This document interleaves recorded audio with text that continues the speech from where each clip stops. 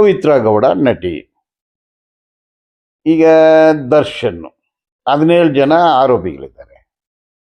ಅದರಲ್ಲಿ ಬೇಕಂದು ಮಾಡ್ತಾರ, ಯಾಕೆ ಮಾಡ್ತಾರೆ ಅನ್ನೋದು ಹೇಳಕ್ ಬರೋದಿಲ್ಲ. ಡಿಸ್ಚಾರ್ಜ್ ಎಂದು ಒಬ್ರೊಬ್ಬರಾಗಿ ಪೆಟಿಷನ್ ಹಾಕಿ ಅದನ್ನ ತಲ್ತಾ ಇದ್ದಾರೆ. ಇವು 7 ಜನ ಜೈಲಲ್ಲಿದ್ದಾರೆ. ಈ ಎಲ್ರಿಗೂ ಗೊತ್ತಿದೆ ಡಿಸ್ಚಾರ್ಜ್ ನಾಟ್ ಪಾಸಿಬಲ್.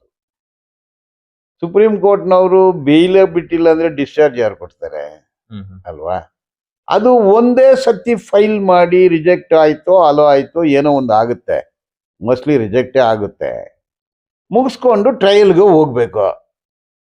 ಸರ್ವೋಚ್ಚ ನ್ಯಾಯಾಲಯ ಹೇಳಿದೆ ಆಸ್ ಎಕ್ಸ್ಪೀಡಿಯಸ್ಲಿ ಆಸ್ ಪಾಸಿಬಲ್ ಅಂತ.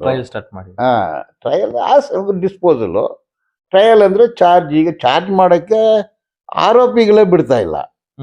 ಒಂದು ಅಪ್ಲಿಕೇಶನ್ ಬಿಟ್ಟು ಇನ್ನೊಂದು ಅಪ್ಲಿಕೇಶನ್ ಹಾಕ್ತಾ ಇದ್ದಾರೆ. ಇವತ್ತು 18, ಇವತ್ತು ಏನೂ ಆಗಿಲ್ಲ. ಈಗ ದರ್ಶನ್ ದಿಂಡು, ಊಟ ತಿಂಡಿ, ಜೈಲು ಇದರ ಬಗ್ಗೆನೂ ಮಾಧ್ಯಮಗಳಲ್ಲಿ ಹೇಳ್ತಾ ಇದ್ದಾರೆ. ಈಗ ಅವರು ಆರೋಪಿ, ಅಪರಾಧಿ ಅಲ್ಲ. ಅಪರಾಧಿ ಮತ್ತು ಆರೋಪಿ ಜೈಲಲ್ಲೇ ಇರ್ತಾರೆ, ಒಂದೇ ಜೈಲಲ್ಲೇ ಇರ್ತಾರೆ. ಅವ್ರಿಗೂ ಮನುಷ್ಯರೇ. Right to live with dignity ಅನ್ನೋದು ಜೈಲಲ್ಲಿ ಆರೋಪಿಗಳಿಗೂ ಆಗುತ್ತೆ, ಅಪರಾಧಿಗಳಿಗೂ ಇದೆ. ಅದು ಊಟ ಕೊಡಬೇಕು, ಬೆಡ್ ಕೊಡಬೇಕು, ಇವರು tax payer, A class facilities ಕೊಡಬೇಕು, ಬೆಡ್ಡಿಂಗ್ಸು ಕೊಡಬೇಕು. ಈಗ ಜಯಲಲಿತಾ ಅದೇ ಜೈಲಲ್ಲಿ ಇದ್ದರು, ಅವ್ರಿಗೆಲ್ಲ ಸವಲತ್ತು ಇತ್ತು. ಅದರಲ್ಲಿ ಸುಮಾರು ನಾನು ನೋಡಿ ಮುತ್ತಪ್ಪರಾಯಿ ಜೈಲಲ್ಲಿ ಇದ್ದಾಗ ನಾನೇ ಕೇಸ್ ನಡೆಸಿದೆ. ಸೊ ಈಗಲೂ ನನ್ನ ಕಣ್ಣಲ್ಲಿ ಇದೆ. ಅವ್ರನ್ನ ಇನ್ಸ್ಟ್ರಕ್ಷನ್ ತಗೋಬೇಕು, ನನ್ನನ್ನು ನೋಡ್ಬೇಕಂದ್ರು ನಾನು ಜೈಲ್ ಒಳಗಡೆ ಹೋಗಿದ್ದೀನಿ. ಒಂದು 20 ನಿಮಿಷದಲ್ಲಿ ಕಂಪ್ಲೀಟ್ ಜೈಲ್, ನೋ ಸೌಂಡ್,